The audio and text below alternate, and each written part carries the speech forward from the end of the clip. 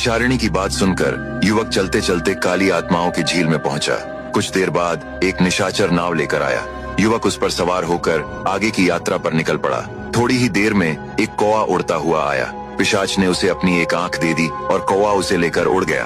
तभी अचानक झील का पानी चीरती हुई एक विशालकाय अंधकरणी ऊपर निकली। उसने जोर से कहा, ठहरो, मुझे खून दो, तभी तुम आगे बढ़ सकते हो। युवक का चेहरा भय से पीला पड़ गया, लेकिन निशाचर ने बिना हिचकिचाए अपनी कटार निकाली और अपनी हथेली चीरकर कुछ बूंदे खून की उस रहस्यमयी झील में टपका दी। देखते ही देखते पानी लाल रक्त में बदल गया।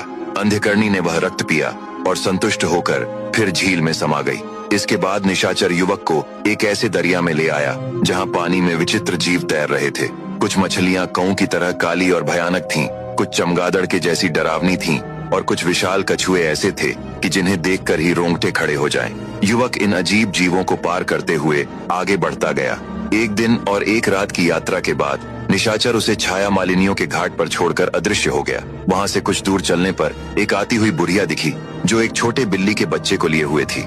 उसने कहा, बेटा तुम कौन हो? युवक ने उसे प्रणाम करते हुए कहा, माई, मैं एक मुसाफिर हूँ और मुझे यहाँ की रानी से मिलना है।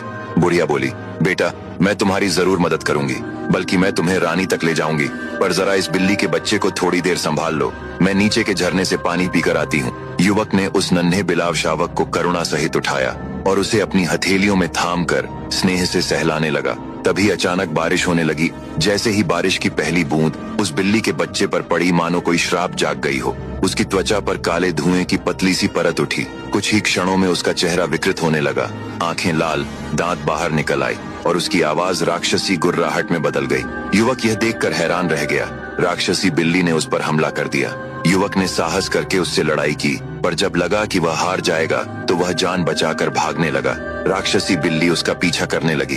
तभी अचानक आसमान को चीरती हुई एक तीर आई, जैसे किसी देवता ने वरदान दिया हो, और वह तीर सीधे उस राक्षसी बिल्ली को जाकर लगा। तीर लगते ही वह घायल होकर जमीन पर गिर पड़ी। अब आगे की कहानी जानने के लिए देखिए अगला भाग।